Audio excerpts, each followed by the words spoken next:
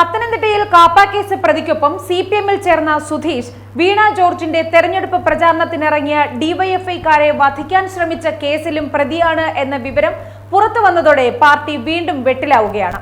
Police ഈ കേസിൽ കുറ്റപത്രം സമർപ്പിച്ച ഘട്ടത്തിലാണ് മന്ത്രിയും ജില്ലാ സെക്രട്ടറിയും ചേർന്ന് ഇയാളെ പാർട്ടിയിലേക്ക് സ്വീകരിച്ചത്. അതേസമയം മന്ത്രി വീണ ജോർജിന്റെ രാജി ആവശ്യപ്പെട്ട് കോൺഗ്രസ് MLA ഓഫീസിലേക്ക് പ്രതിഷേധ മാർച്ച് നടത്തുകയാണ്. ക്രിമിനൽ പശ്ചാത്തലമുള്ളവർക്ക് മന്ത്രിയും ജില്ലാ സെക്രട്ടറിയും ചേർന്ന് രക്തഹാരം അണിയിച്ചതിന് പിന്നാലെ തുടങ്ങിയ വിവാദങ്ങൾ തീരുന്നില്ല.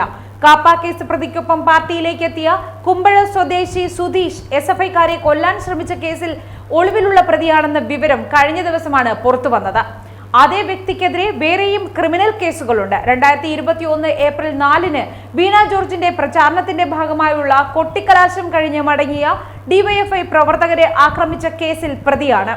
വടിവാളും കമ്പിവടിയും ഹെൽമറ്റും ഉപയോഗിച്ച് ആക്രമിച്ചു എന്നാണ് FIR.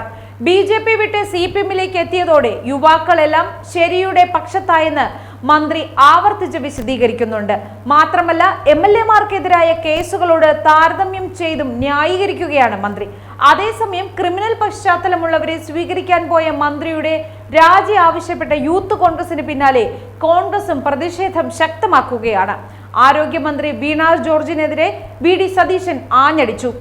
പത്തനംതിട്ടയിൽ ക്രിമിനലുകളെ മന്ത്രി സ്വീകരിച്ചതിലും കോഴിക്കോട്ടെ കോഴയിലും CPM-നെ ജനങ്ങൾക്ക് മുന്നിൽ തൊലിയൊരിച്ചു കാണിക്കും.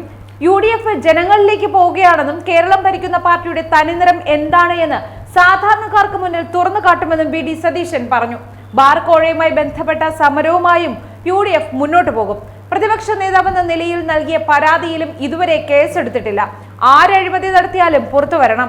ജനങ്ങളെ ബാധിക്കുന്ന കാര്യങ്ങളിൽ ഒന്നും ചെയ്യാൻ നേരമില്ലാത്തവർ അഴിമതി നടത്തുകയാണ് എന്നും സതീശൻ കൂട്ടിച്ചേർത്തു. കോഴിക്കോട് PSC അംഗത്വം കിട്ടാൻ മന്ത്രിയുടെയും MLA-യുടെയും പാർട്ടി നേതാക്കളുടെയും പേര് പറഞ്ഞ് പണം വാങ്ങി. പണം തിരിച്ചു നൽകി പാർട്ടി തന്നെ കേസ് ഒതുക്കി തീർക്കുകയാണ്.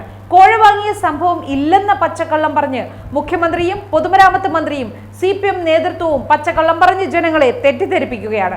ഇങ്ങനെ ഒരു സംഭവമേ ഇല്ലെങ്കിൽ എന്തിനാണ് ഏരിയ കമ്മിറ്റി അംഗവും CITU ജില്ലാ സെക്രട്ടറിയുമായ പ്രമോദ് കോട്ടുളിയെ പാർട്ടിയിൽ നിന്നും പുറത്താക്കിയത്?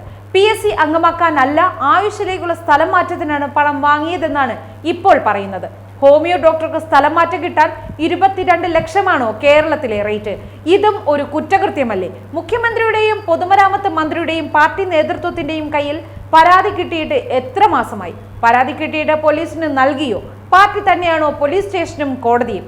ഗുരുതരമായ ക്രിമിനൽ കുറ്റത്തിൽ പങ്കാളികളായ വമ്പന്മാർ ഉള്ളതുകൊണ്ടാണ് ഇത് പാർട്ടിയിൽ ഒതുക്കി തീർക്കുന്നത്. പാർട്ടി പണം നൽകിയാണ് കേസ് ഒതുക്കി തീർക്കുന്നത്. ചെറിയ സ്രാവിനെ ബലി നൽകി പാർട്ടിയിലെ വമ്പൻ സ്രാവുകൾ രക്ഷപ്പെടുകയാണ്. PSC അംഗത്വം വരെ വിൽപ്പനയ്ക്ക് വയ്ക്കാൻ CPM-ന് നാണമില്ലേ എന്നും VD സതീശൻ ചോദിച്ചു.